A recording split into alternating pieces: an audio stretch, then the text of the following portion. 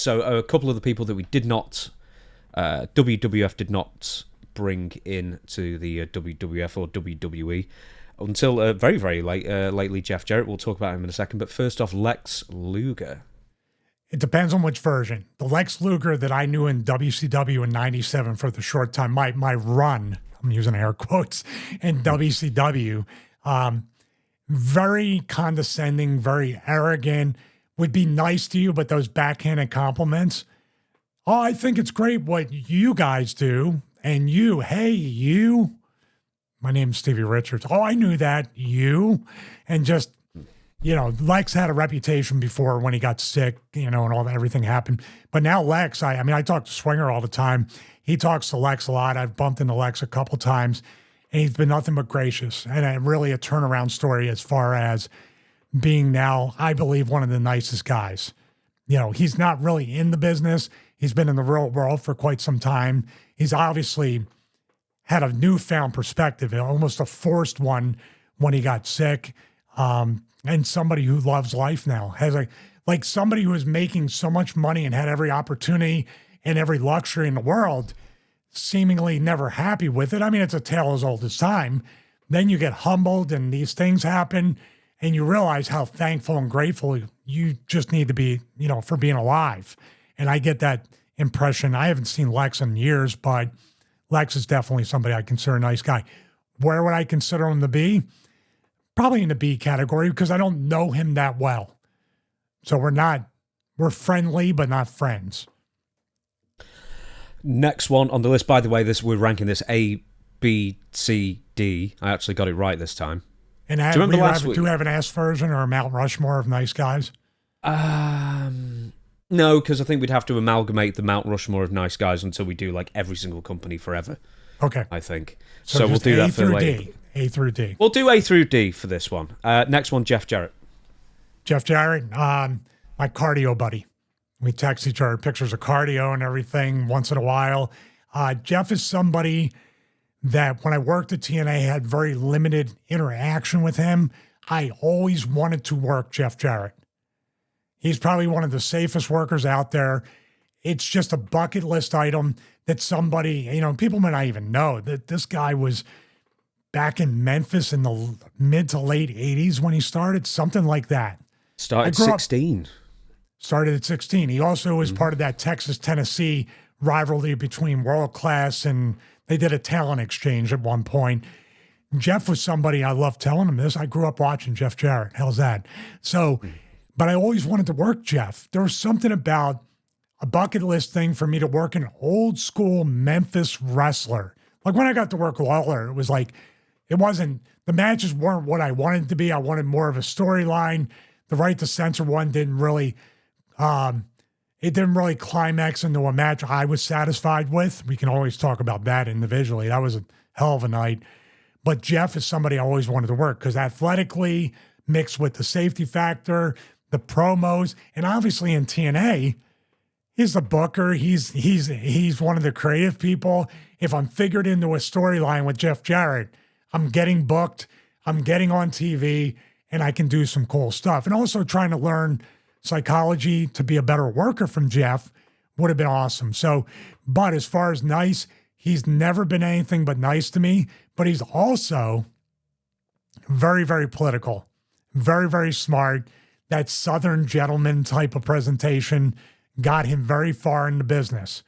Most of it is genuine, but Jeff is also somebody that when he doesn't like something, I've seen Jeff Jarrett angry, and that's not a good thing to see. So never been angry at me, always been cool, and I consider him now to be between friendly and a friend because we text pretty often about things that have nothing to do with wrestling, mostly working out, mostly pictures of treadmills and ellipticals and, wake up, I've been up for 7 hours, things like that.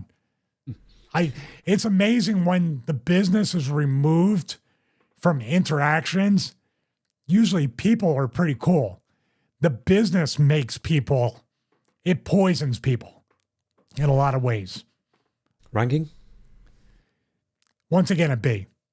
Because we never had a chance to be that tight to be an A, but very friendly from time to time. I've never had a crossword with him. If I did, he would let me know. He's not one of those guys.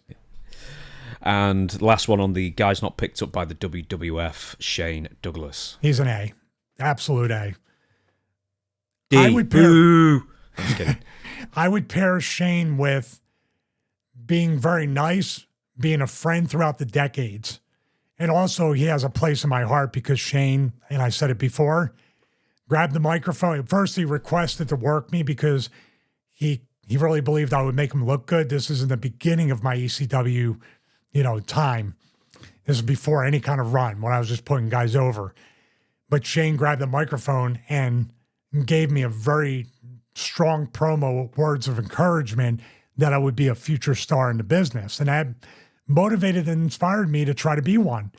But now, decades later, Shane is not only a friend, but he's a guy that I always appreciated because he would tell the truth. He would give you his honest opinion. And that's why he was not picked up by WWE. Yeah. So that's probably it right there. Because his last night in WWE, he's documented it on Franchise University. That's probably why he didn't get picked up. He's the one that got heat because Vince wanted him to wrestle with a broken back. That's wrestling. Now of the guys who were picked up by the WWF/WWE, because a few of these guys I've lumped in from later Turner broadcast contract. Is it Turner Home Movies who were contract? Anyway, whatever. Some guys weren't part of the invasion but came in the next year or so. And the first one is, we were talking about him with Buff Bagwell. I believe you've worked him in singles as well, Booker T. Yeah, we said Shane for A, didn't we? Yeah. Booker T, I'm sorry. Yeah, Booker T and I worked a bunch, especially during the hardcore title stuff. He had one of my favorite matches at Insurrection in England right before the plane ride from hell. So Booker is very boisterous. He's, people could say he's a loudmouth and he's, just out there. But I've always enjoyed Booker, and at least Booker gives, I've never been in one, but he gave very much an NFL locker room type of loud and kind of busting each other's balls, chopping it up, stuff like that. I never took Booker's making fun of people seriously because Booker makes fun of himself. The commentary on dark matches and on heat velocity and all that stuff. He's always been a great guy to have in the locker room in that regard. Friendly, but not friends. And that's not a dig. This is just the A category, much like the managers. These are people I really do know on a personal level. So I would put him at a B, too, with that. I would say professional friendliness and professional courtesy, and also to be able to kind of give barbs back and forth in a friendly way. Shane Helms. Shane's somebody I worked an awful lot, but also traveled with as far as being on flights near each other, not driving. As a matter of fact, when we see each other, because he used to be the superhero and I was the villain, we would joke about that.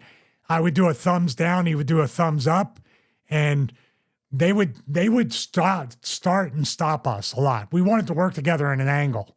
So we used to joke around all the time with what happened to this? And we would do the thing and join thumbs up, thumbs down like that. I would call Shane an A because I did get to know him on a personal level, not hanging out outside, but spending a lot more time with him than, say, a Booker T in the locker room and stuff like that. Lance Storm.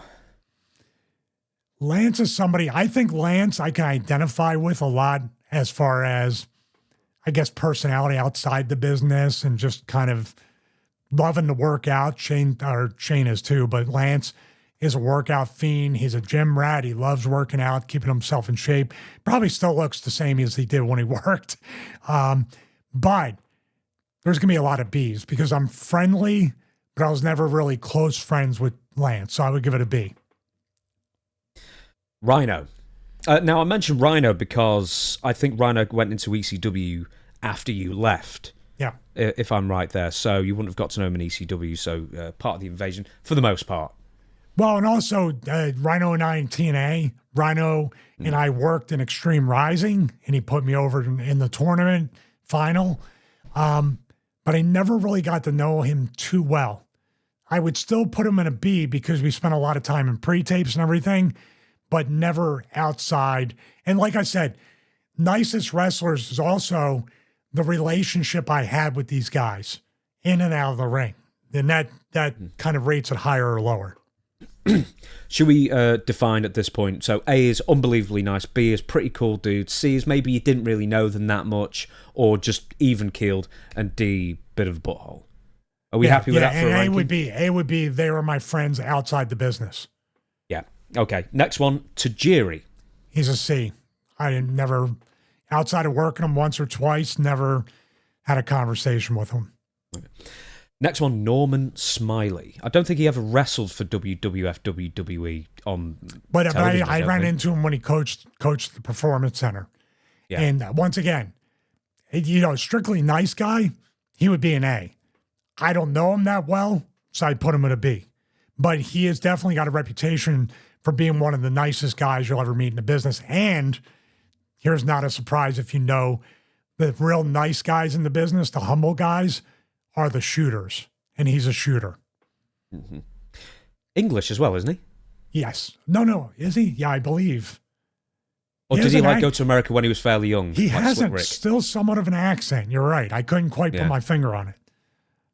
Jazz. Jazz is an A. She's an A. Her and Rodney Mack. Super friendly, super nice. We worked together before. She was Victoria before Victoria. I teamed up with Jazz. Mm-hmm. That's when she helped me win the hardcore title, but super nice, underrated as far as her mind and Rodney Mack's mind for the business and what she could do. I was happy to see her in that three-way match at WrestleMania 19, her, Trish, and Victoria. So I wish there was more of a story with Victoria and Jazz, with me kind of in the middle as the valet. We never really kind of, examined that kind of storyline. But yeah, her and Rodney together are A's. Bill Goldberg, strictly outside the ring and not headbutting lockers. He's an A. Always been nice. If you're not talking about wrestling, if you're just talking about working out. I remember one time in Atlanta, we had a connecting flight. And I didn't even know this service existed. That's where I was at. I didn't even know first class existed or economy comfort for that matter. So we had a connection. We came off the connection and Bill was on the same flight. And I remember I only had like 20 minutes to get all the way across Atlanta airport. And Bill's like taking some secret door. Like he came out the gate and then made a U-turn. And I said, "Where are you going, Bill? Like the gate's this way." And he goes, "Oh, Delta has a service that shuttles you." And I was like, "Oh, that's cool." I go, "Oh, good for you, dude." He goes, "Come on, let's go." So we go, and there's a Porsche waiting for us. And this car went vroom, like, yeah, better than your Jag, as you would say. It is now. Did you see that? Oh, I saw it. I watched it 100 times. God, congratulations. Fire. They should sell a lot of cars now.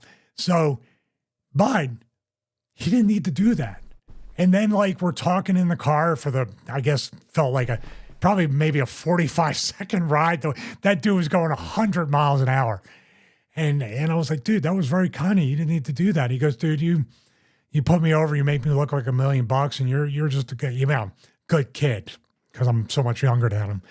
And I said, "Well, I appreciate that." That's kind of stuff that, and obviously Goldberg gets labeled as a mark. But I saw through and I heard his interviews where a lot of his character, he believed in being a role model for children. And you got to give him credit for that, to try to be just something that children watching can be inspired, motivated, and really be like, "Oh, that's a hero. That's cool." And we're so cynical in the business. Like, no kids watch that, but we were kids, right?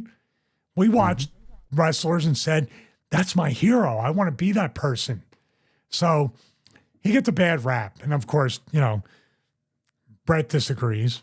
I'm sure Brett thinks he's a D or an E or a Z, but I put him in the A category. Next one, Shannon Moore. He's an A.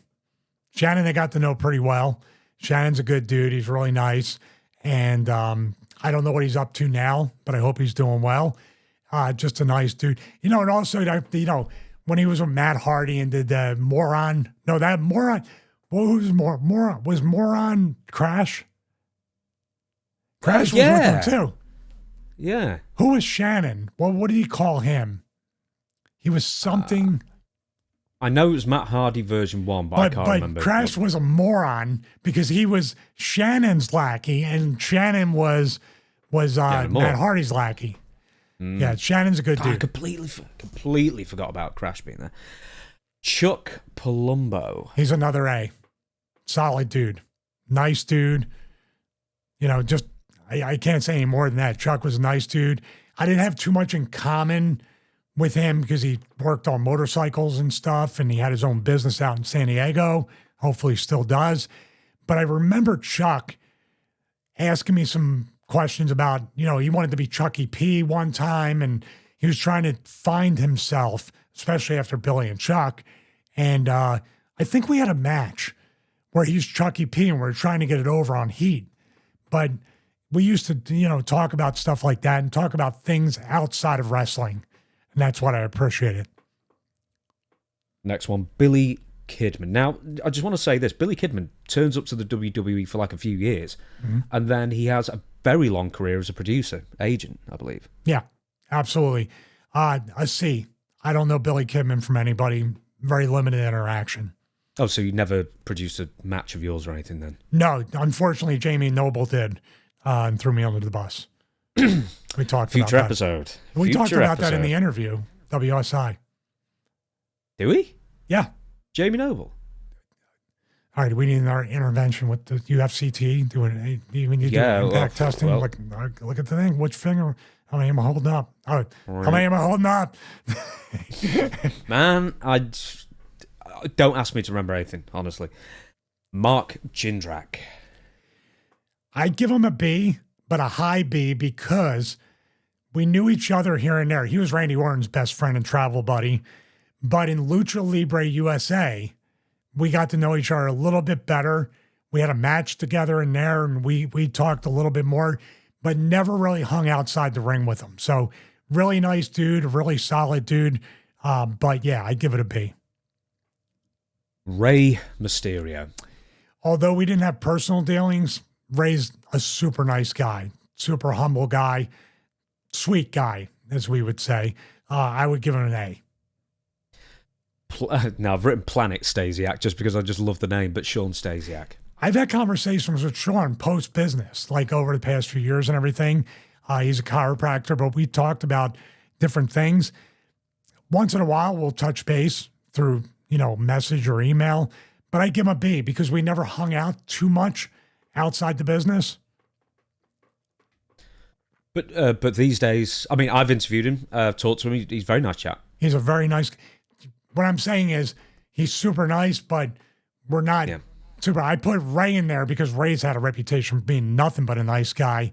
But if you want, we can bring Rey back down to B just because we weren't friends. So I don't want to. I want A to be people I've had a lot of personal. So he and Stasiak are B.